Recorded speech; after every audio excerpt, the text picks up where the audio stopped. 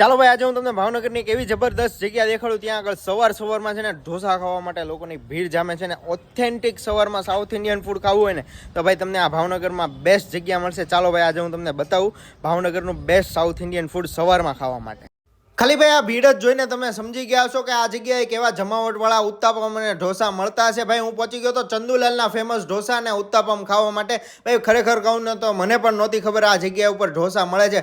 મારા ફ્રેન્ડે મને સજેશન આપેલું કે ભાઈ તમે અહીંયા આગળ જઈને એકવાર ચોક્કસથી ઢોસા ટ્રાય કરજો ને. ભાઈ મેં ટ્રાય કર્યા ને સાથે આ લાલ ચટણી તો ભાઈ જમાવટવાળી લાલ ચટણી છે.